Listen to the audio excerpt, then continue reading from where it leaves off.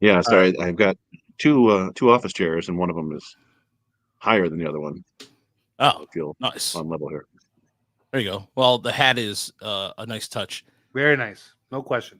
Welcome to another episode of the Motor City Metrics podcast here at TigersMLReport.com. I am Rohit Castillo. Alongside me is Uper and Chris Brown, or I would say I was trying to make a Russian joke because the hat looks very Russian, but I got nothing. Oh, Tannenbaum. Tan Brown. I have Christmas stuff somewhere, and I was trying to look for it frantically, and instead I went with my Havana Sugar Kings hat instead. So, but on that note, see what? I like a couple hours ago, I went through and tried to find a bunch of Christmas themed baseball names, and I think I did okay. Okay. So I can break those out whenever you guys want. So I would assume Matt Holliday would be one of them, right? You know, I didn't go with actually first I looked for a list and like Matt Holliday was on there, like JT Snow, some pretty common ones. I went deep. I got some guys that I don't know. I've got secular Christmas. I've got religious Christmas names. I've got them all in there. Any Hanukkah? I did not go for any Hanukkah. Okay. Yeah, I don't know enough about Hanukkah. They taught us Hanukkah in elementary school, but that was about it for me. I guess there's probably somebody named Candle.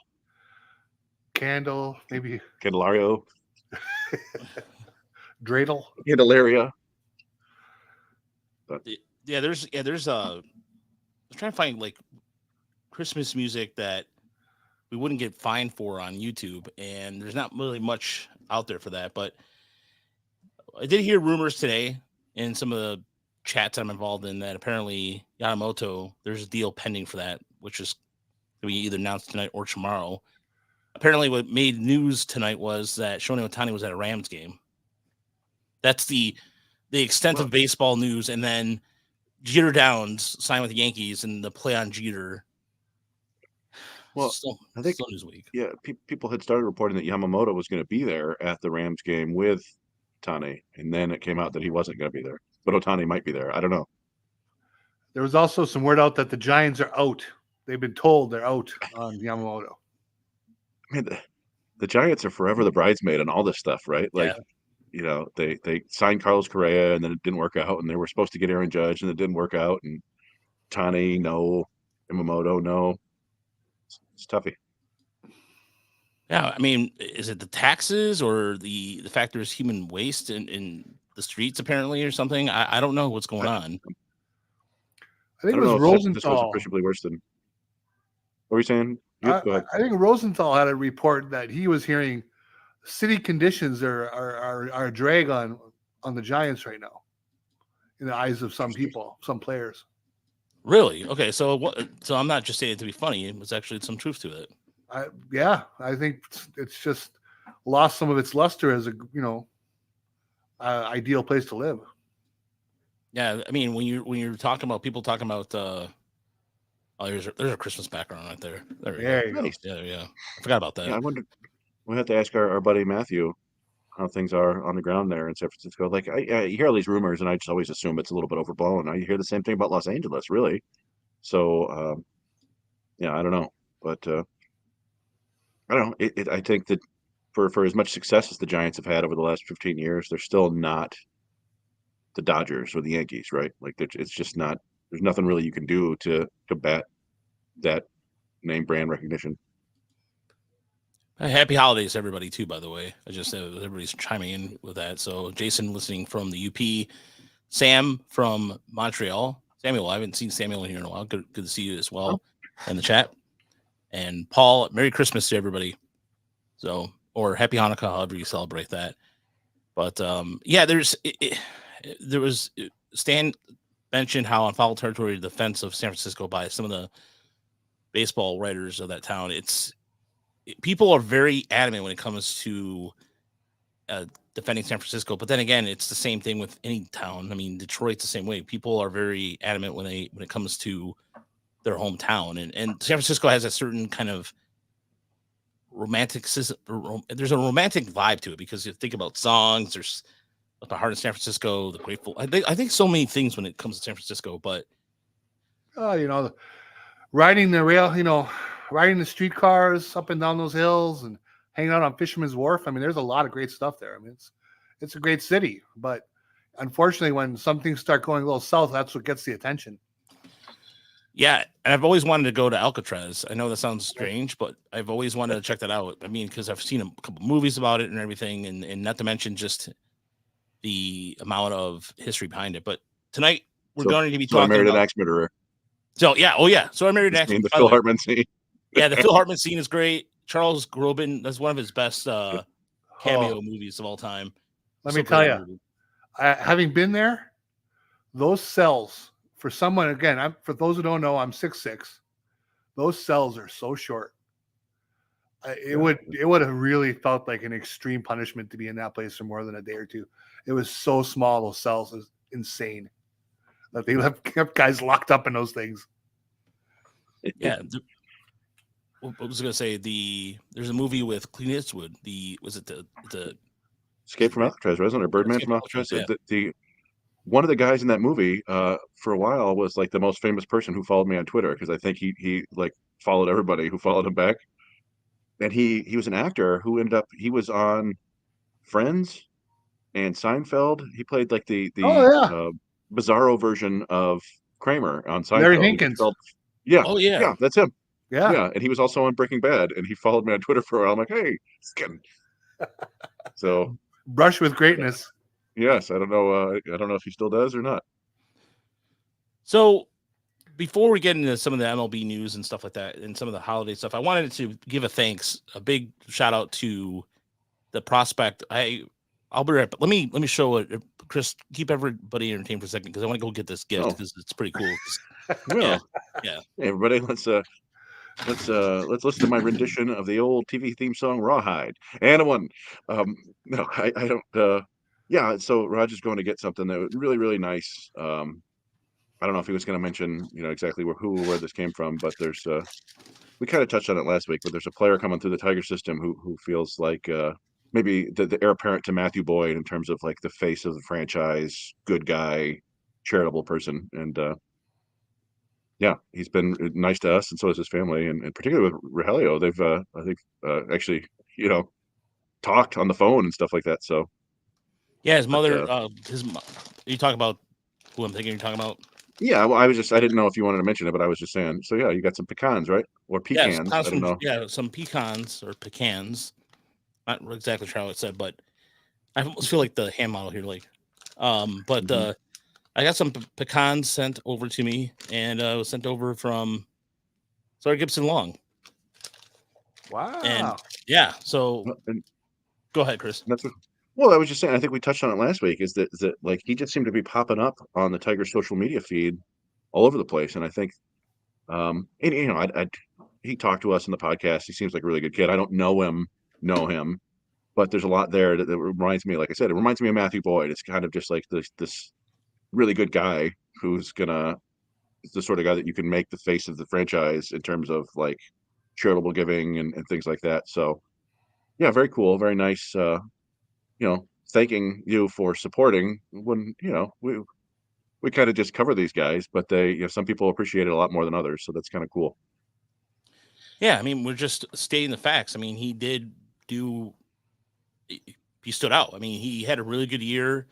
We noticed the mechanical changes a little bit, the pitching changes, and it's just noticing that. And it was just a really cool thing. He didn't have to do that. And his mom, again, having a conversation with his mother earlier this year, it's just talked to Mr.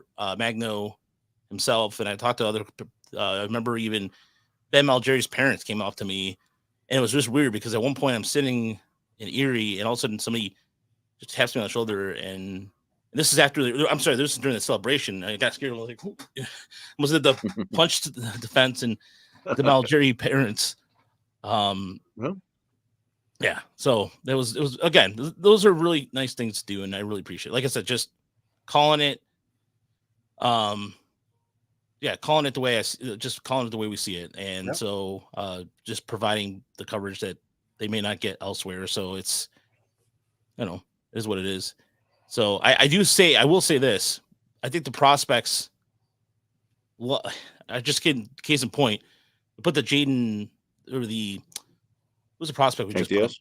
Yeah, Jank Diaz. He immediately retweeted it. And so a lot of those guys are getting those kind of clips. So, well, I mean, I know we mentioned this before, and we had some interactions with parents in previous seasons. Dane Meyer's mom was really supportive, but Parker Meadows, as we were walking to the kind of the batting cages where we interview players in the area, Parker Meadows just kind of turned around and stopped and said, "Thanks for all the coverage. Thanks for everything you guys do." And we're like, we had no idea that he even knew about it. yeah.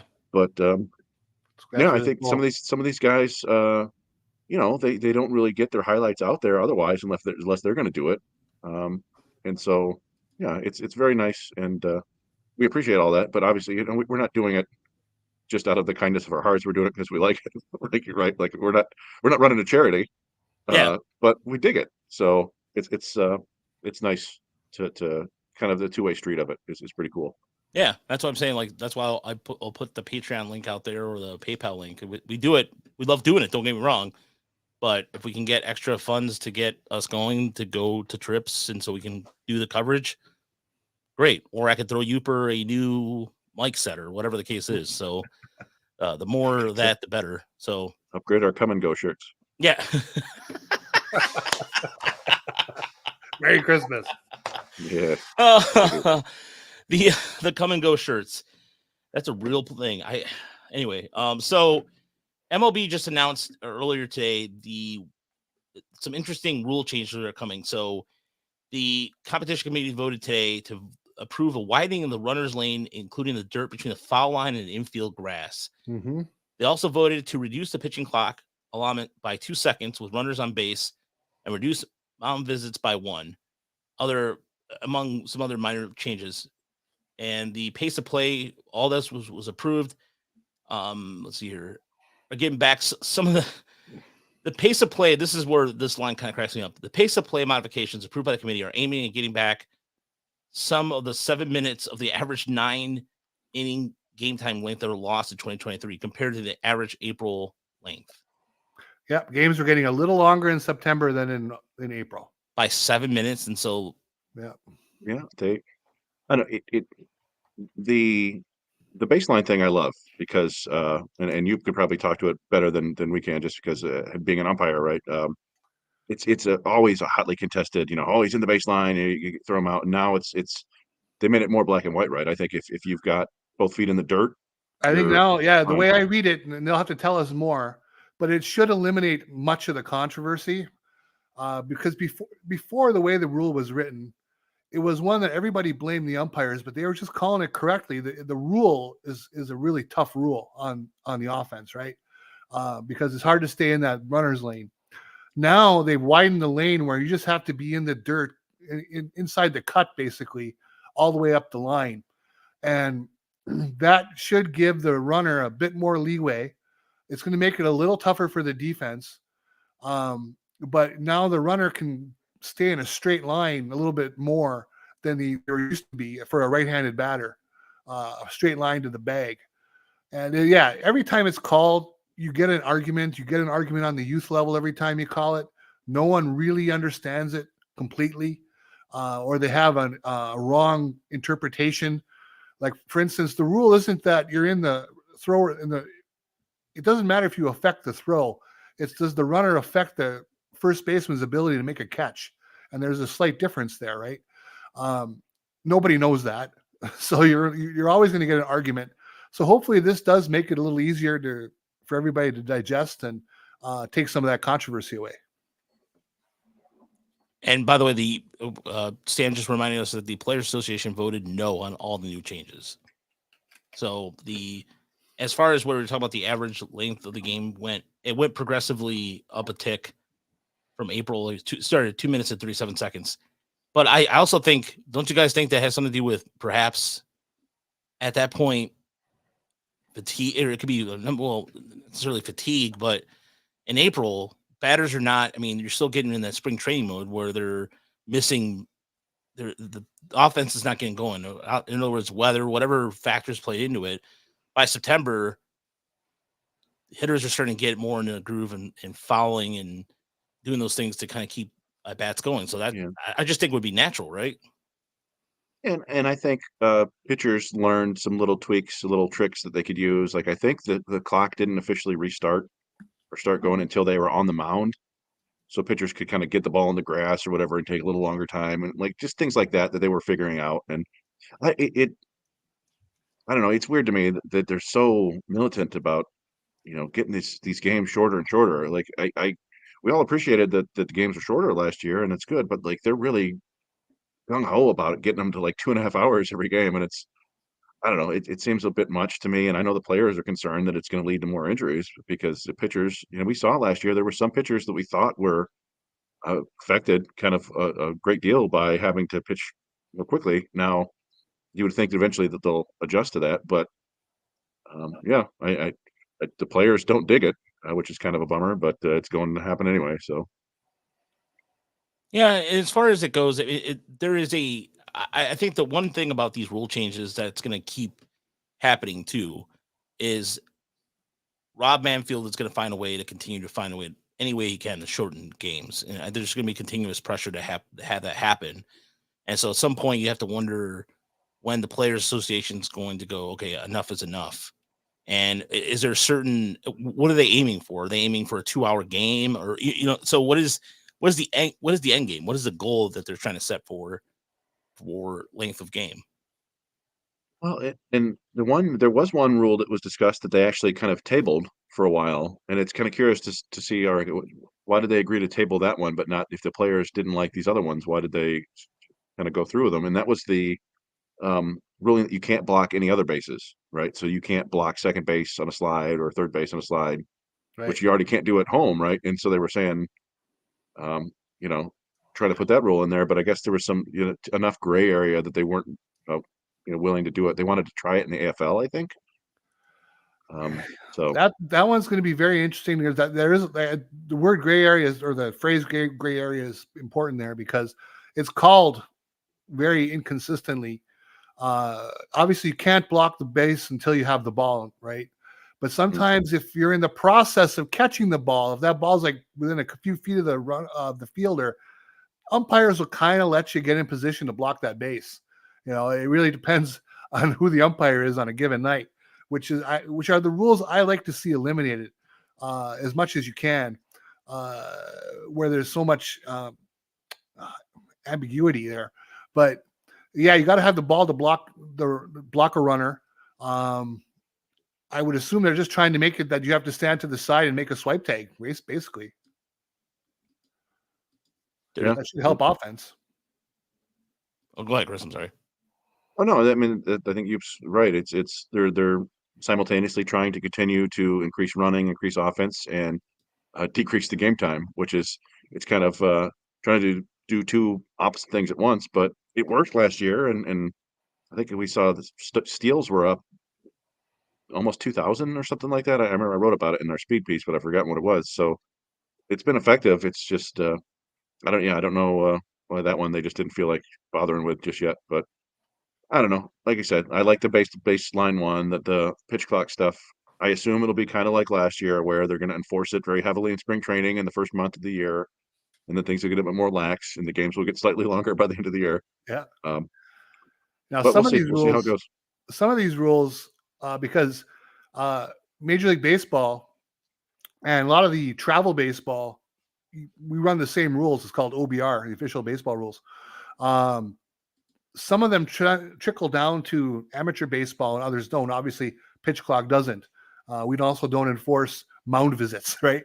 But I'm wondering if we're going to have to find out if they adopt this base blocking rule, which I guess they could get back to this year, if that'll come to amateur baseball. And I would love that because right now, every time some kid blocks a base and you call the kid out, the runner out, you're guaranteed an argument from a coach who doesn't know the rules. Can't block the base. Well, actually, you can. So, and they usually end up going 10 rounds over that. So it would be cool to get rid of that. I'd have no arguments. Anything, I just like I said, my whole thing is that if they're going to shorten the game, I just don't want it to deviate and change it to the point where we don't recognize it. And I don't think it's going to be the case sometimes, but it just seems like some of it's just I don't know. It just seems a little micromanaging a little bit to me. Yeah. For me, it was a slow summer for me. I got to see the Tigers twice down in Kansas City, right? Both weekday games. First one was 2 hours and 7 minutes. Second one the next day was 2 hours and 12 minutes. So they were both exceptionally efficient games, right? They were over quick. I didn't feel robbed. I really didn't. I thought the game hit all the normal beats of a baseball game, 7th inning stretch, walk around a couple different seats, some pitching changes here and there. But everything was just moving. And I didn't realize I didn't feel I was shorted out of 40 minutes of baseball. That's for sure. Helped that the Tigers won both games probably, but still, I thought last year to me was a rousing success. I enjoyed the pace so much. I don't want them to go backwards. That's for sure. I don't think they'll let it. Yeah, I mean that's kind of the general thought we got when we first seen that in the minors. It was like, yeah, there's a lot of baseball happening, and it's still faster. It's just, yeah, they don't need to make it into a complete sprint. But yeah, I mean, we heard the stories last year about how they were extending beer sales later in innings, right to like the 8th inning because Yeah, people didn't have enough time to get loaded. I can see that. I do want to get to a couple of things that Scott Harris said recently in terms of what he was saying to the Freep about how the Tigers they're not actively looking to trade their surplus of pitching, and just kind of in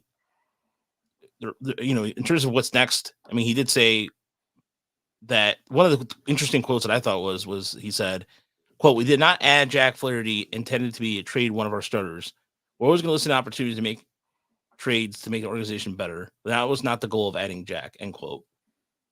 I personally think then they are still actively looking to do something, because it's just, I know it's kind of, this is the quiet time right now. The holidays is coming up on, I can't believe Christmas Eve is already Sunday, but I still think there's smoke, there's fire to it. And it's hard to gauge him, but you still have to address the third. You still have there's still some pitchers left in the market. I mean, it's still, I don't know, guys, is it just me or outside of the Japanese pitchers, I feel like it's slowed down immensely because Stroman still hasn't signed yet. Snell hasn't signed yet. The Lucas Giolito trade hasn't happened yet. So you're almost wondering if that's going to happen when all these signings start happening. Montgomery's out there yet, right? Montgomery still hasn't signed. Yeah, that's correct. Yeah, I think I do think that, I don't know, it's interesting. My instincts have been, I think, wrong all off season. Like I thought, okay, Kenta Maeda maybe gets them in on a Japanese pitcher, and it doesn't seem to be that's happening. And I thought for sure this signing signaled a potential trade, and Scott Harris said, no, we're not doing that. And yeah, I don't know if he's 100%, secure in that. He gave himself wiggle room saying, if somebody approaches us, we'll consider it. But yeah, I think you're right. I think there are no rush to make a trade of a pitcher right now because there's so many free agents left that you want to wait to see how that all shakes out. And then, if somebody gets left out of these pitching, riches, then you can talk to them about a potential trade. But for right now, it doesn't make a whole lot of sense when, Montgomery's out there. I haven't heard anything about Stroman.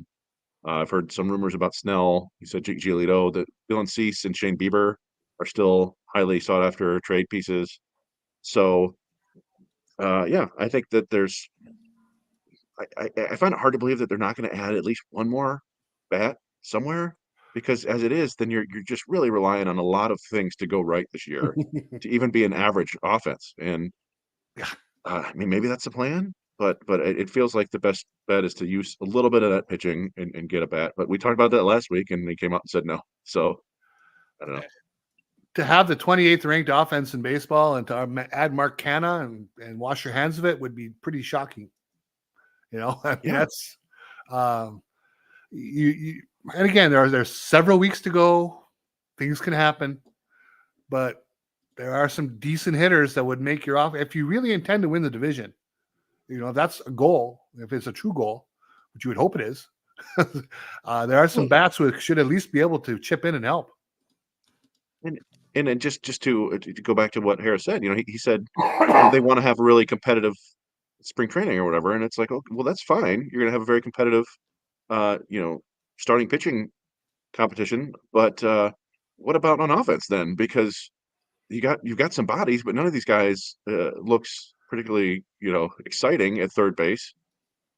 So I don't know, just it does feel like they need to add another contender there if they want to be serious about winning. But I don't know. We'll see how it plays out. He did the way his quote came to me. It sounded like they were not closing the book on potentially adding another reliever, but they think that they're done adding starters.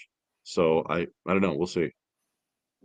Because as far as I'm concerned, too, with the offensive upgrades, and I agree with old BK and Chris. Chris has a question in the chat, and I like that question. We'll get to that in a second, Chris. That I think in terms of if you're looking at potentially a bat to upgrade, you're going to look at, because you got to stop and think about this. Okay, so we're going to assume that Cole Keith, right now the roster's I believe at 40 right now too with the Flaherty signing. So Yeah. And so you're sitting there. I still expect a trade. I still expect a trade to happen. I think that's something's gonna happen. But it's going to either fill a void, because right now they can go with an offensive. They need an offensive upgrade at third base. I'm still not sold that Matt Verlaine is going to be the starting third baseman. I mean, I just think that I think he's more better suited as a utility player. I think he actually has a really good glove in the outfield, and he knows he's not going to hurt you on the outfield. But I think you're better suited to have him as a utility player. And the main issue with Vierling is that he's a pretty good corner outfielder defender, and he was passable in center, and he's probably passable at third base. The main issue is he doesn't hit enough for any of those positions. Uh, like maybe center field, but we think that Meadows and Green are both better there, and probably Badu as well, or at least similar. So yeah, I like him as a right-handed platoon guy and utility guy. Same with McKinstry and Ibanez. All three of those guys are quality bench pieces to have. I just don't think that you're a contender if any of those guys is a regular for you. And we think Colt Keith is going to take one of those spots. I'm not sure who else is. I don't think you can rely on Malloy to play third base. I don't think that's happening. So I don't know. It feels like they need to have a little bit more competition for those infield spots too, in addition to the starting pitching spots. As far as Young being worth the wait, he still needs time in Toledo. I mean, you can't assume that he's going to be with the team come March, because I still think if they're going to be as conservative as they were last year, I think Young starts the season in Toledo, and he could even be going to second. We don't know. That's the thing. I think the move to be made here is whether or not they're going to significantly upgrade at third base. And Michael Meyer has a good question here. Who's a believable acquisition? That's I'll leave you guys with this, because I'll you guys think about this for a minute, marinate on this. I as far as let's take the Joey Diaz fantasy out of my brain for a moment, because that's just that. I don't think Baltimore's going to trade the prospects. Ortiz. Why do I keep saying Diaz? That's all right. Is it UFC? But it's a UFC fighter, isn't it? I don't know why I'm thinking that, but and by the way, we did get some word that Kreidler will be healthy, is going to be a plus defender. So, but okay, Uper, you have a third baseman in mind in your brain. What do you have in mind as a realistic possibility if the Tigers want to decide to go and get a third base?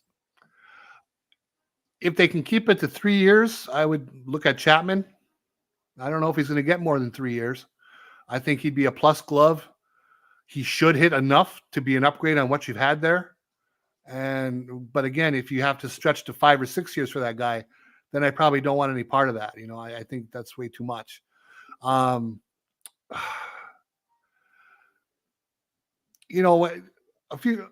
friend Stando had a question. What bats in general, right? Again, Mitch Garver's out there. Is he a better hitter than Jake Rogers? I think he probably is. JT Martinez or Jorge Soler, are they better at DH than Mark Canha and a cast of thousands? Yeah. If They signed someone like Jorge Soler. Is he better than Kerry Carpenter? Probably. I mean, there are ways to make the lineup better. And, that doesn't mean Kerry Carpenter sucks. But if he's not as good as the guy they can get, I'd be okay with that. What about you, Chris, in terms of believable, realistic possibility? Yeah, I mean, you talk about Ortiz. I thought that like a Reese Olson for Jordan Westberg deal made sense for both sides. As a Westberg played second base and third base for the Orioles. He's young. He has part of a season in the big leagues where he looked like a quality player. It's basically he wasn't. I think he was a 97 WRC plus. He wasn't tearing the cover off the ball, but he was playing solid defense, and he's got some potential. He's got some size. Felt like a fair kind of 1-for-1 deal. Position player for pitcher. They're both young and promising, and or Baltimore needs pitching, I think. Of course, maybe they don't. They won like 104 games last year, so maybe they don't care. But it just felt like something that would make sense to me now that Tigers have more arms. But yeah, I don't. Who knows if Baltimore is interested in moving anybody, or if the Tigers are interested in trading Olson. I'm sure they were pretty impressed by what he did last year too. So it just felt like an opportunity to me to make something like that happen. Yeah, I mean, to me, it would ideally. Baltimore does make sense. But for whatever reason, I don't see Baltimore. It's weird. Baltimore's been quiet on every front, anyways, and so. But then again, maybe they have directions from Satan himself, or I'm sorry, Angelos, not to spend at all or do anything. They're just like, you know what? No, leave the roster as it is. And somebody asked about the Padres, and this is where Chris's question comes in the hand. What role does the new GM play? And I think Jeff Greenberg is going to. I think he's doing more. I think from behind it, he hasn't been on a call yet either. It's all been Harris, but I think he's still getting acclimated to everything, and so we'll probably see him more in the spring. But he's been coming out more in quotes. But as far as the Padres go, somebody mentioned about the Padres extra infielders they have, and San Diego's pitching staff right now.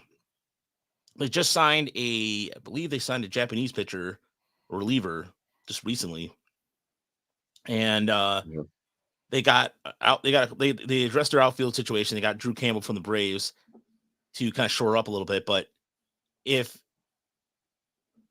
you look at who right now is projected to start at third base right now, that's what Matthew. Is it Baton? For who? The Padres. I would think it would be Machado, right?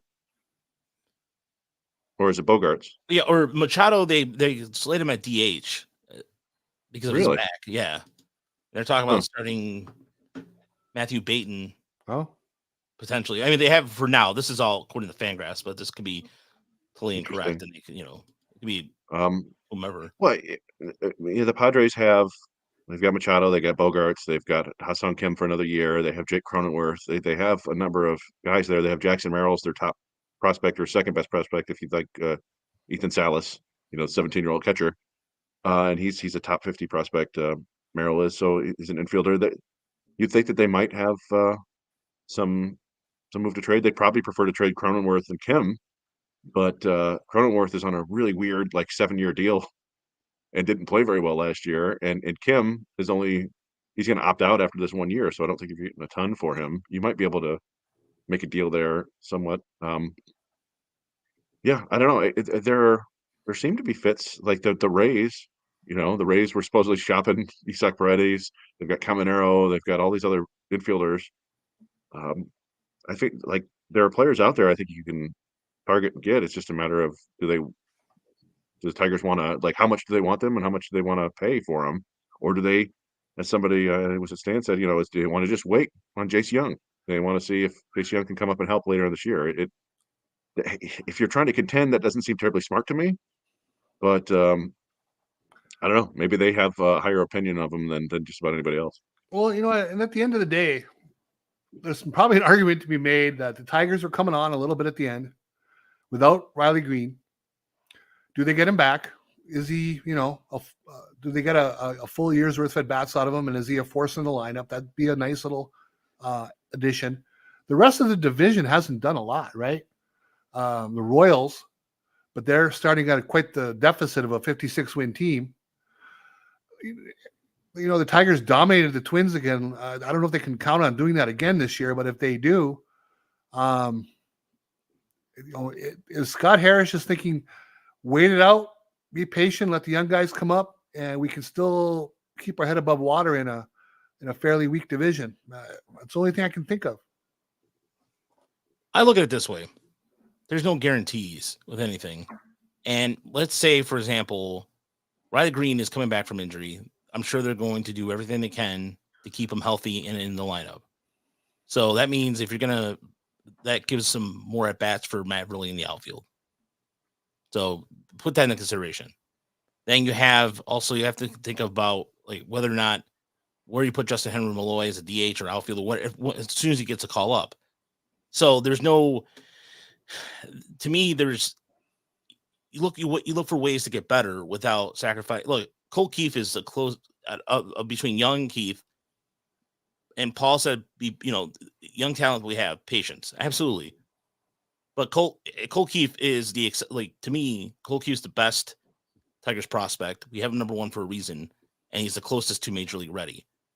There's no guarantees to me that Jace Young is going to be ready by the middle of the year. We don't know. I mean, he did make big strides when we got to Erie last year. It's 9-day difference between the splits of him at West Michigan compared to Erie. However, if there's a team out there that's going to give you right now, the Tiger, if somebody can give you a guy who can give you at least a 2 or 3 WAR season at third base, that's a significant upgrade to what you have right now.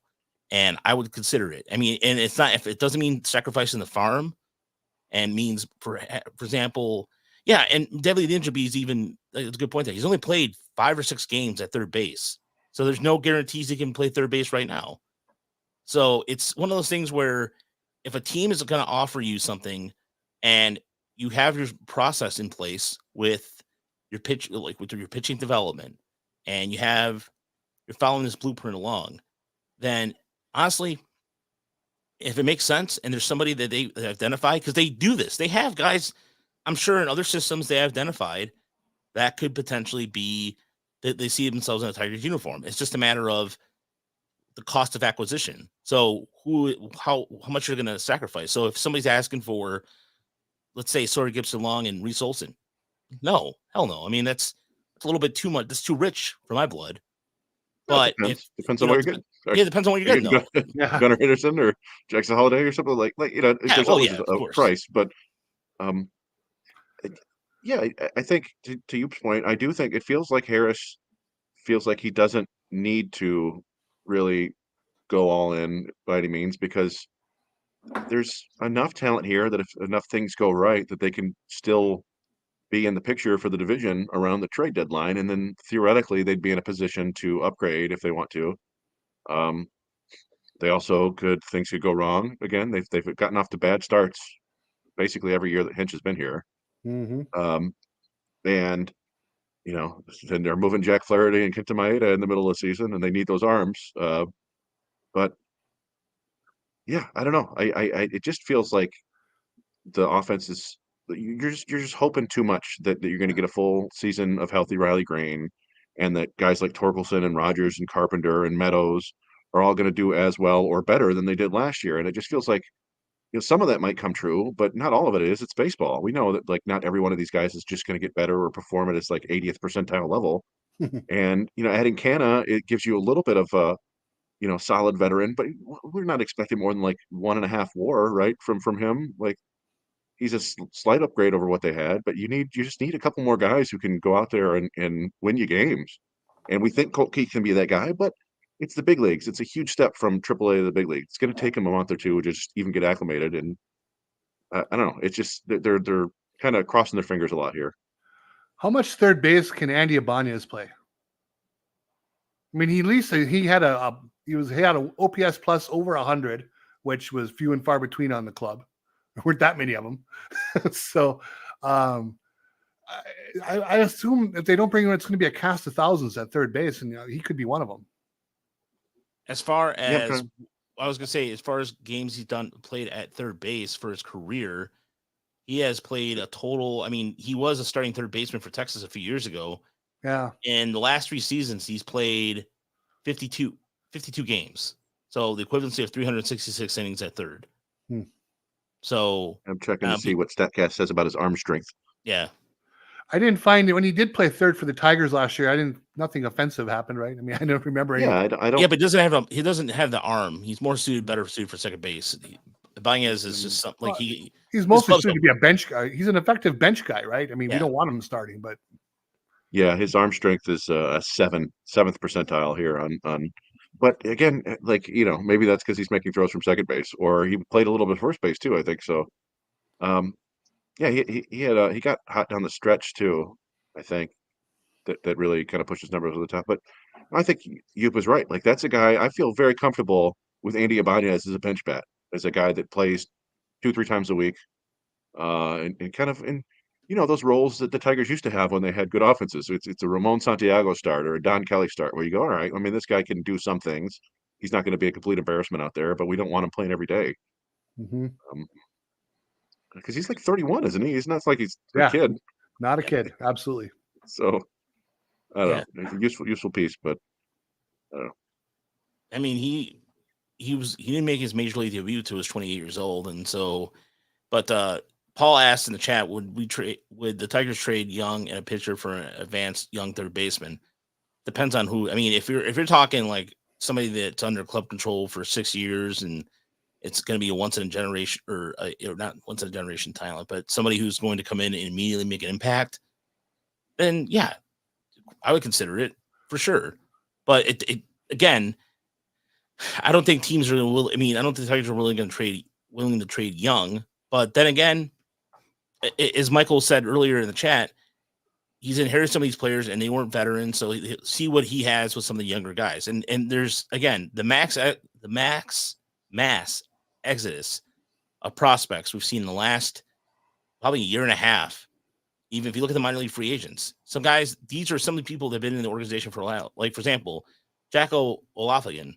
That's a guy who got called up to Toledo. They saw something in him enough to get Toledo, but he curiously decided to go to Oakland because he recognized too he has a chance to start in Oakland next year. Sure. Yeah. Or Vegas, wherever the hell. Yeah, sorry, Vegas. They're playing Vegas next year, but you get the idea. The Tigers did enough to make him suitable for other teams, which is something that we're going to get used to. But my point is there is going to continue to be the exodus of that. And there's going to be, who knows if Gage Workman will be here in come spring. I mean, I'm so surprised he's here. Actually, I'm not gonna lie. Yeah, I mean, yeah, with guys like Workman especially is frustrating because the tools are pretty impressive everywhere except for that pure contact, and it's like, I mean, that's the one that's hardest to get right, and it rarely ever happens. But you don't want to necessarily give up on the guy.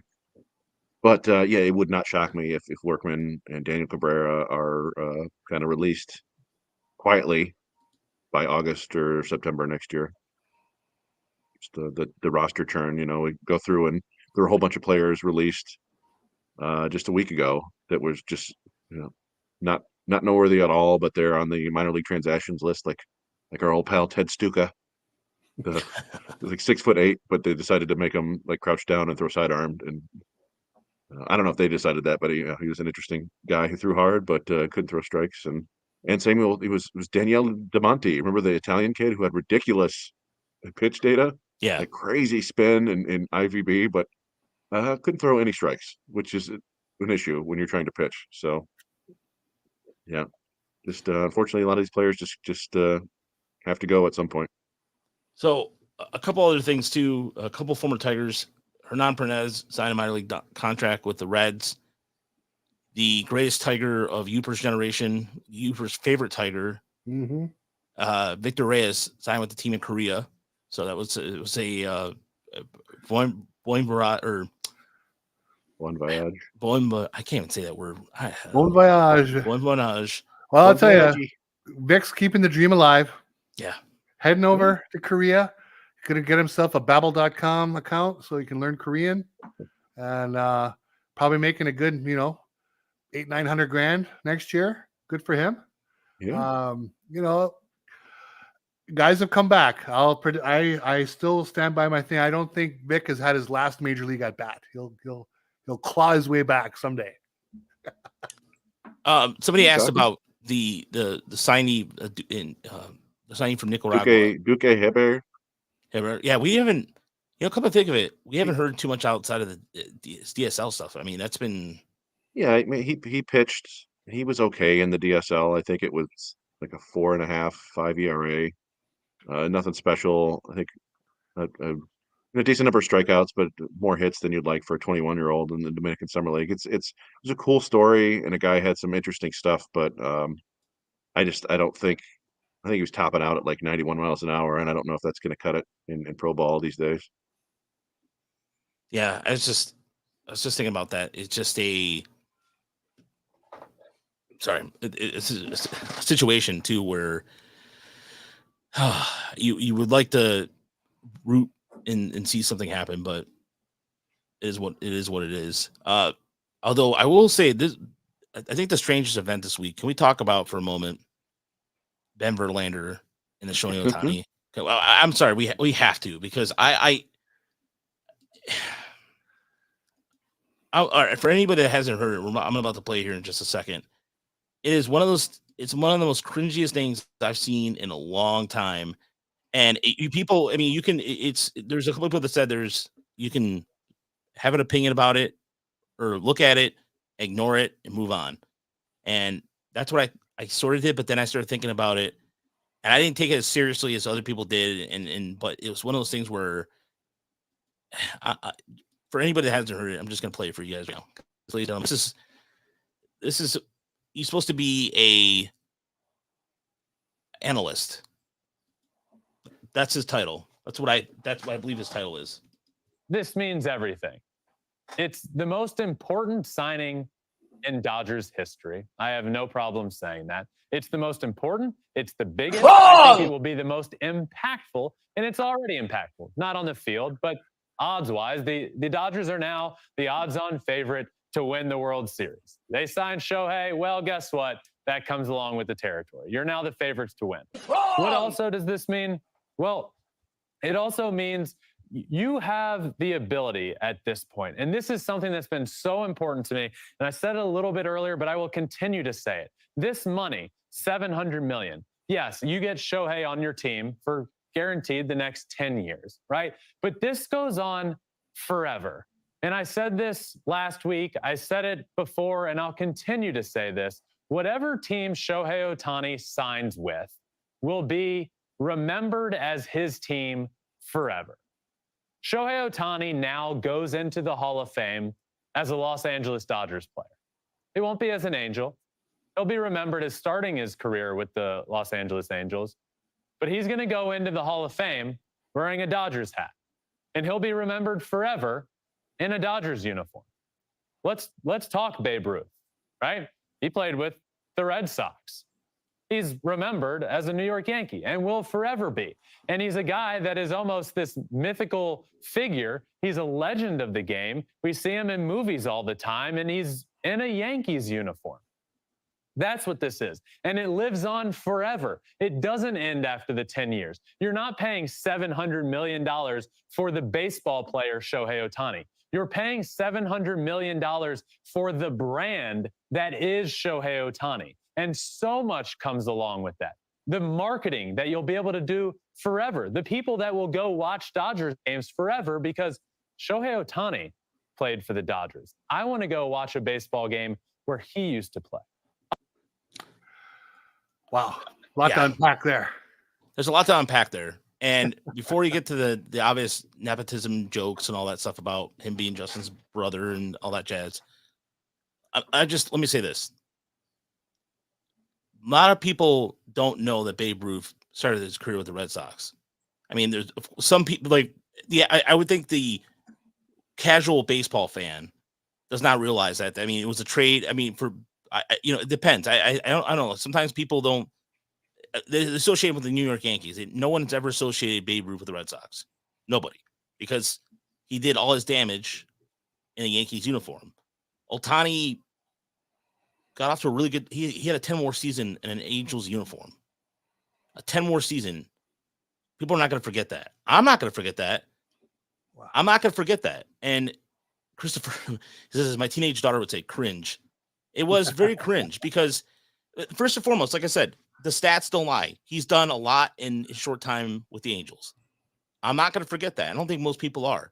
Clearly, he's not because he had a shirt of a Ohtani shirt on.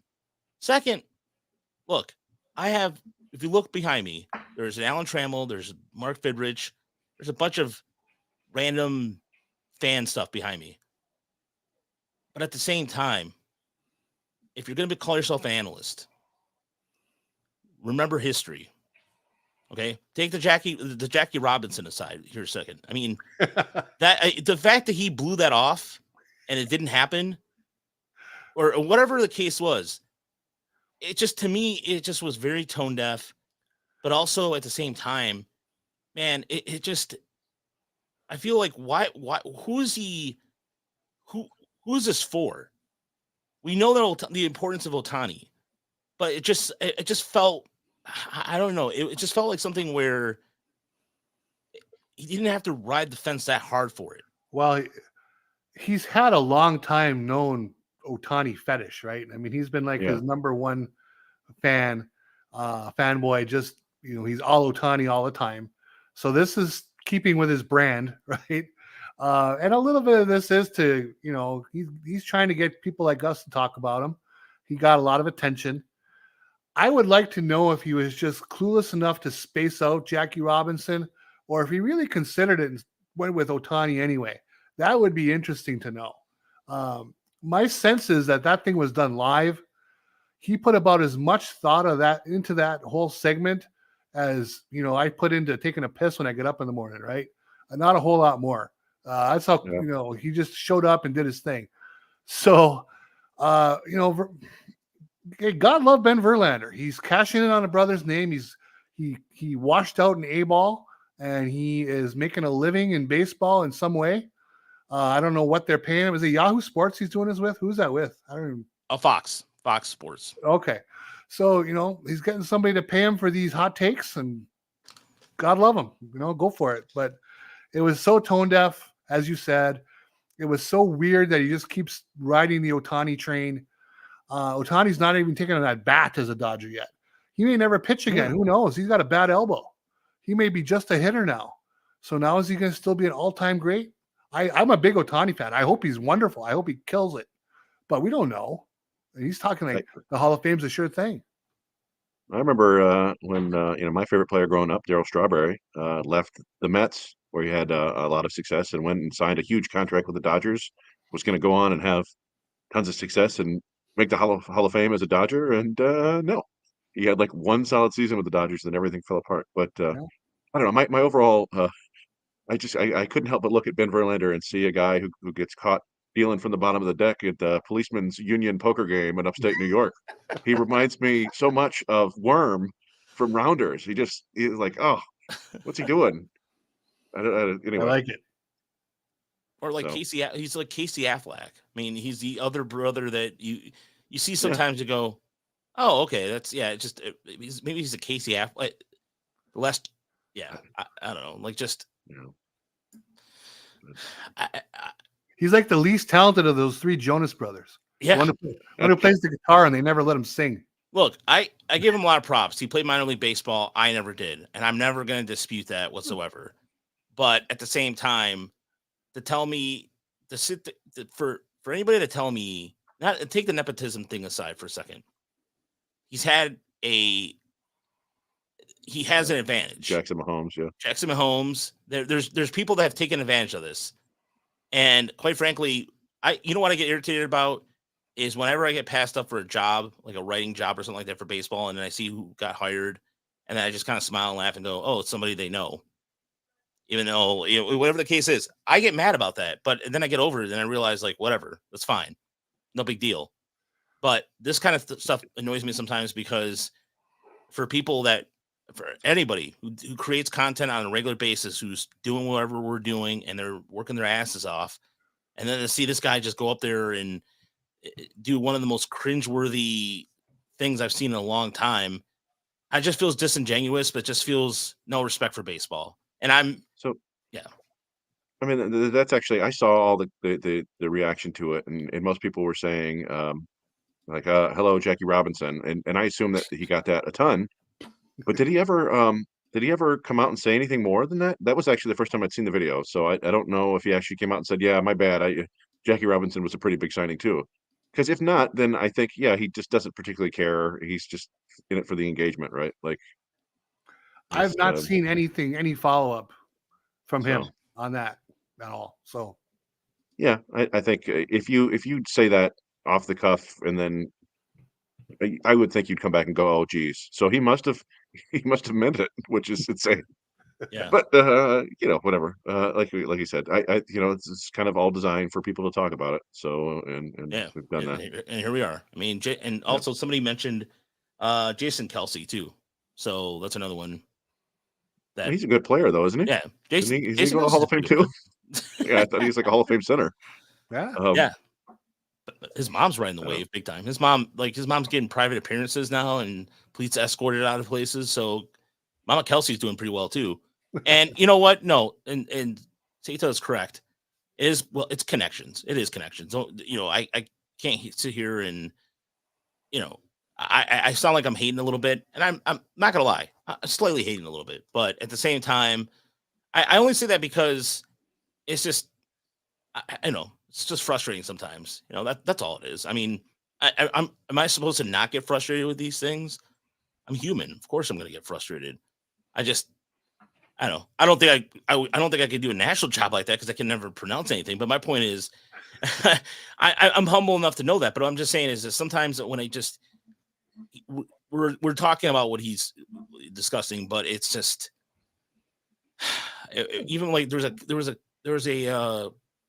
a blog that came out this week or last week in regards to the Pistons. They should move the team based off how they're doing. The Pistons are terrible, and I was watching tonight. They were actually in the game. I didn't see if they pulled it out or not.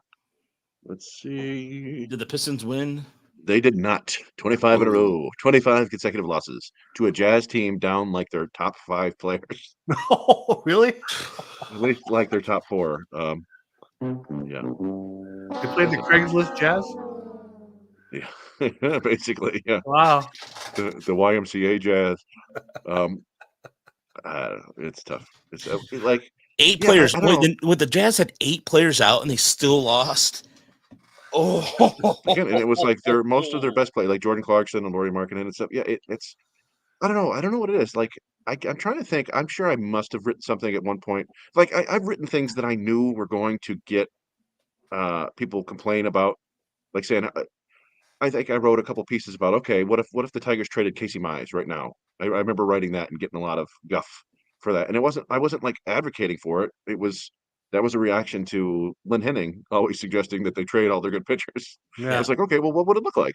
And I wrote an article about people like lowering their expectations on Spencer Torkelson, and people were complaining about that. But I don't think I've ever gone full hot take where it's just like because you have to know that when you're writing that this is kind of ridiculous, like moving a team out of town or complaining about signing AJ Hinch now. Like what's the point of that? Like I don't know. It was just weird, but I don't know. Yeah, I guess people like attention that much. yeah, and you know what? Look, Says the guy with a Christmas tree on his head.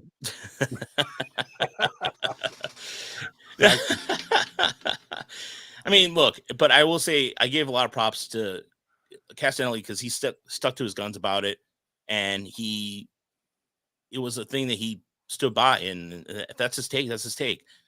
But with Ben Verlander, it's just something. It's just a little different. It just seems, it's I don't know. It just seems bizarre. Well, Really bizarre. It's just an overwhelming bit of devotion he has to Yeah. Ohtani. He beats that drum relentlessly. What is he getting out of it other than attention? And that's the thing. I think people see through it when it's only or primarily for attention versus primarily being interesting and entertaining and substantive. I think eventually what he's doing is going to fizzle out and he's an afterthought. I hate to say that. And I don't wish him any ill will, but being outlandish is fine. It works for some people, I guess. Stephen A. Smith, Chris Russo, blah blah blah. But I don't know if Ben Verlander is one of those guys either. Yeah. Yeah, You know no, what? You know what? I like the ain't the drum. He's just beaten, and that's you know what. well, Dan makes a good so say I like what Sam said here too. Ben Verlander's seems like the guy I seems like a guy I want to have beer with. Doesn't seem like the guy I want to have beer with, and that's how I judge how I like people. I also want to have a beer with y'all. Yeah. Awesome. I've had it. Yeah. Great. Roger's dying. Yeah. You play the drinking game. Play the drinking game. Yeah, play the drinking game with us. And look, I like what Dan said here, that he's an influencer. And there's a distinct difference. And so between analyst, where you're looking at an influencer, I hate that word because I'm in marketing. And then somebody brought it up the other day. My boss brought it up to me the other day in a conversation, and she was like, "I know you hate that word, but at the same time, because but it's necessary because." There's a significant difference to when you're an analyst and you have to be objective and say, I call it the way I see it, or whatever the case is. An influencer, I don't know. They really, I think an influencer is more or less like just being a Pied Piper. It's being the biggest fan. There's no authenticity. Yeah. You know, that's where it seems like it's lacking. It's not authentic. Yeah. Yeah, I think that's the thing that's kind of disappointing to me is when he first started getting, a little bit more exposure. I thought, okay, well, like, hey, you've got this name. That's a good opportunity for you, and you can go do something with it. And what he's done with it is it's kind of garbage. Like, and even like you put implying like you comparing him to Chris Russo or Stephen A. Smith. Like Stephen A. Smith, for all his bluster and loud, like he's still a very entertaining, knowledgeable guy. Like not about everything. He will talk about stuff he doesn't know about. But you sent me that clip a while back of him talking about was it the Cars movies? Oh And yeah. and he had there was a really nice tribute he gave to Bryant Gumbel Bryant Gumbel the other day about real sports, calling him one of the best journalists of his lifetime and appreciating everything he did. And it was like, yeah, like Stephen A. Smith is capable of actual, Sure. worthwhile stuff. And I haven't seen that from Ben Verlander. Maybe he'll learn it one day, but I don't think so. He's got to be in his early 30s, right? Yeah, I think so. But I look at Stephen A. Smith because he also used to cover, I believe he was an MLB reporter at one point too. So he knows the sport. He can talk fluently about it. And sometimes when I see him go with Russo, sometimes I watch it because it is, I'm not gonna lie, it's sometimes entertaining. He is. I mean, for me, I'm always looking for the next big, Dead. This is yeah, the garbage you give me. the next big Chris Russo drop. And so that's why I'm like, now. Detroit Generate, by the way, he's saying I'm in Michigan now. It's not as cold as AF. It was like 40 degrees today. That is to me, it's gonna be 51 on Christmas. shorts weather. Yeah, this is nothing, man. I don't know about you, man, but I can work on my yard right now. This is I can shortest day of the year today. Yeah, It's still weather really warm. Yeah, you guys have any interest in hearing some of these Christmas baseball names? Yeah, let's hear these Christmas. Yeah, let's hear these Christmas baseball names. Was there anything else we wanted to get to before this nonsense? I don't think so. I mean, maybe you can think of something while I'm breaking these down for you.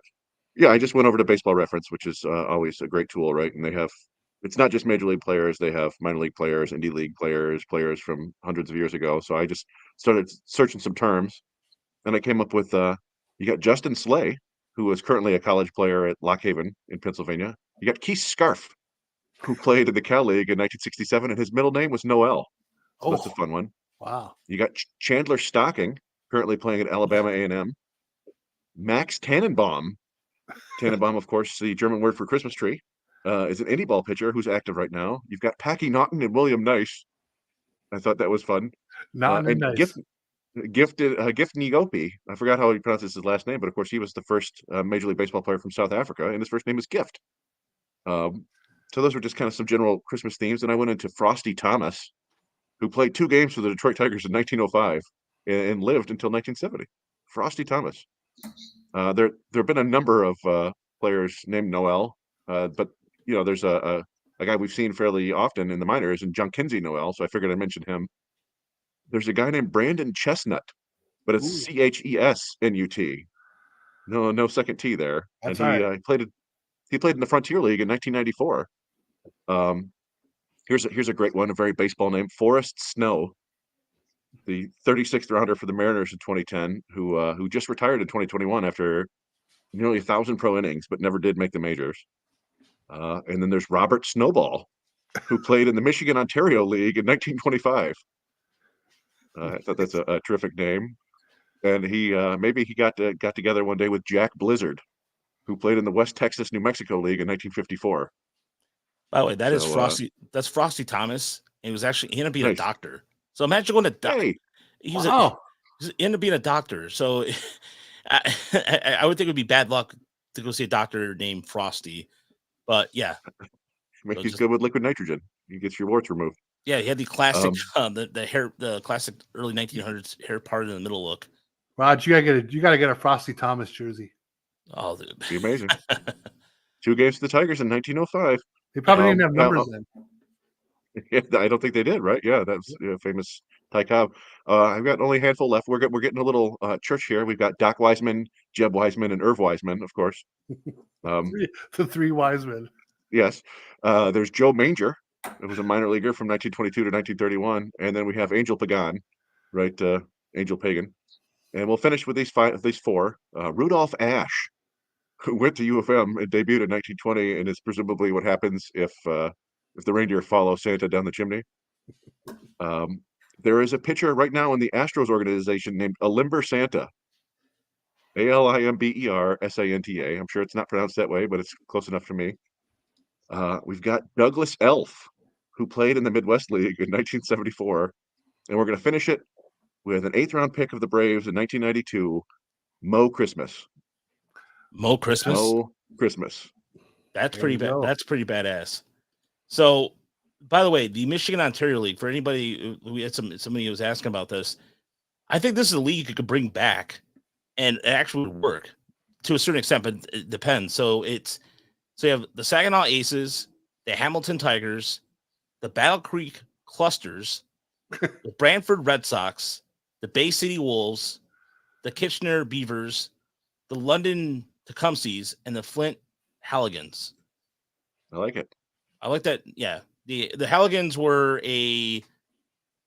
by the way, fun fact about the Halligans. The former future Pittsburgh Penguins and Steelers owner Art Rooney played for the Flint Vehicles and the outfield for that team. Wow. So fun fact. Halligans. Isn't a Halligan a crowbar that firefighters use? I have no idea. That's amazing. Yeah. So they changed their name to the Flint Vehicles in 1921, and then there's another team that got added to the Port Huron Sarnia Saints. So yeah, there's the league only lasted for, and then the Kitchener team ended up changing their name to the Terriers, but the Bay City the Grand Rapids Bill Bobs. Bill Bobs. Yeah.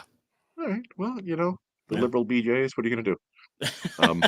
And then there's the Grand Rapids Hormoners. I wish I was making that up. I'm Hormone. She's not the How are they spelling Harmoners? that? How are they spelling that? It's spelled HOMONERS. So not WHOREMOANERS. Okay. Ladies and gentlemen, I'm going to present to you this. I'm going to present this in. This is this is it right here. Look at this right there. The Hormoners. Yeah, It must have been like the name of the owner. They named the team after Something like him. that. that was the last team before the West Michigan Whitecaps came in. Or I'm sorry, no, I'm sorry. It was a little. I take that back. But anyway, just it's an idea of. I'm not sure what the name came from, but yeah. The Hormoners. Yeah. Yeah. Lots and lots of baseball history, lots of fun names. Deadly Ninja Bees asked if there was, said no Grinch. I looked for Grinch. Closest you get is Bobby Gritch, but Bobby there's no Gritch, Grinch. Yeah, I'm sure you could find 1,000 more. I kind of had some fun with that for about 20 minutes, and it's tough to beat the name Mo Christmas. That's pretty cool. Like, and he's only 49, so he's still out there.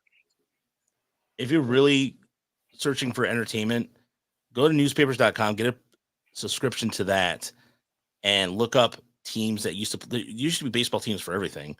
And there used to be teams in Wyandotte, like, so right over here, if you live in the Dearborn area, there's semi-pro teams across all the areas. And so a lot of the Negro leagues would play these factory teams. And so and they kept track of it in the paper and everything. So I think there was a team in Detroit that was called the Millionaires or something like that played their games over at Belle Isle, what then was known as Belle Isle. It's fascinating history. If you got, wasn't there a team in like Traverse City or somewhere near there of a bunch of Hasidic Jews who were playing? Yes, that's in that was the I want to say they were in Grand Rapids. Yeah, I think they were crushing everybody, right? Yeah, they were crushing everybody. And it was a combine team. It was a team that ended up being like some sort of the House of David team. It was the House of David. House of David, yeah, that was it. There you go. Yeah. Well, and then we went to the celebration of the Page Fence Giants, the team out of Adrian, right? That was had is it Bud Foster? Is that his name? Hall of Famer on there. One thing I wanted to mention too, when I was doing this, and Rod, you might want to pull up, if you can pull up Baseball Reference and put it on the screen, if you don't mind. Yeah. Just type in the word Rudolph and press enter. This is something I'm sure a lot of people know, but I did not know until today. I'm trying to remember how to spell Rudolph at the moment. Rudolph. Oh, yes, right. Okay. All right. All right. I'll show the screen here. I actually was not aware of this. I was not aware of it either until today. Baseball Reference, if you type in Rudolph, you get a Rudolph player page. He's a shortstop, a switch hitting shortstop. What's he? He's 5'3", 378 pounds, 4-point buck. Well, nice contract. Look at that. 8 years, $118 million. Yeah, that's not bad. Yeah, for switch hitting shortstop, it's his similarity scores down there. Who's he similar to? JT Snow, Dasher Troy, Rob Deere, Cupid Childs, Ozzie Guillen, Al Kloss, Steve Christmas, Billy North, Frosty Thomas, Matt Holliday, and Holly Hollinshed. Wow. Yeah. Apparently, it looks like they have them for a bunch of different. I think you can go down farther, and they have them for all the reindeer and possibly Santa as well. I don't know. Yeah, there's a holiday league apparently. Oh, yeah. Anyway, yeah, it's something that I didn't know about until today, so I thought it was kind of funny. It's good work by the people over at Baseball Reference. They have some fun little Easter eggs in there if you can stumble across them. By the way, Cupid's from Finland, Uper, so I know you'll be happy with that to know. So, so on that note, I think it's time to end the podcast. Or we're gonna do. I was gonna try to do like a holiday, or I was gonna do I wanted to do like a whole Christmas theme, and I used actually AI to write out a script and everything, but it was just too time consuming, and work really kicked my ass this week. But well, let's hope that in the new year the Tigers give us a whole bunch of moves to sink our teeth into, and get the club ready. I think that's everybody's New Year's wish, right? Fill that hole at third base, find some more offense, get another reliever, and let's tee this thing up in, what is it now, 95 days? Yeah, something like that. Yeah, somebody requested me to sing Christmas carols, and I will not do that. I will not subject my people to my tone deaf singing. I mean, the closest thing I could do is like, yeah. Feliz Navidad. That's the only thing I'm going to do. That's it. Just want to thank everybody for sticking with us this year, and that the show continues to grow. We miss our buddy John, but he moved on for all the right reasons. We had a lot of fun interviews this year, and on this and the other podcast, and a lot of fun baseball talk. And I'm looking forward to doing it again next year, and maybe I can avoid going on a spirit journey this time. when the spirits are calling. No, but I share the same sentiment as Chris. And thank you for everybody participating in the chats this year. We really appreciate it. This is probably going to be pending some sort of big move, probably the last show of the year, because I think next week is just going to, if it's going to be like this next week, I just, short of like a miracle thing, unless the Tigers make a move, we'll be on there. But if that Scooble trade hits on Christmas Eve, we'll be here. yeah, you know what's gonna, you know what's gonna happen. The poor beat writer. You say that, yeah. Imagine Chris McCoskey sitting there somewhere eating, and then just goes, and then just God damn it. Yeah. So shout out to Chris Bondi, my old friend Chris. He's been here tonight with some nice comments. Merry Christmas to you, Chris. Thanks for being here. Chris, thanks for joining us. Yeah, Merry Christmas. However you celebrate the holidays. The hat, like Chris's hat's legendary. That should be something that should be going forward. That should be a Christmas tradition going forward. But I think I wore it last year. Did you? Well, there you go. I think so. I don't remember that. Maybe you did. I don't remember. Hey, if we're at 2 now, that's a tradition. That's it. That's set in stone. That's right. Yeah. I hope that school stays in the Tigers uniform. But like I said, I was kidding. Yeah, pending any type of major moves on that note. But yeah, we'll be back and we'll see you next year. I always say that every year because that cliche is so tired and old, but I still love it because it's such a dad joke. Every time I say it to my son. But Broder, good to see you, man. Great work with the Lions coverage this year, dude. Yeah. And everybody, thank you. Seriously, it's from Montreal to Timbuktu. Whoever you're listening to, we really appreciate it. And yes. I forgot to mention on TigersMLReport.com, we're going to have updated. We're going to have the Luke Gold report, all the remaining prospects. So we're going to have Magno, Myers, and Gold come out in the next couple of days. We're going to have some top 30 lists or how we came up with it all more too. So go to our YouTube channel too as well, Tiger Minor League Report, and check out the top 30 list of us breaking it down. And as always, if you can donate, if you can't, no big deal. Happy holidays to everybody. We'll talk to you soon. Night, everybody. Everybody. Night. New Year. Timbuktu.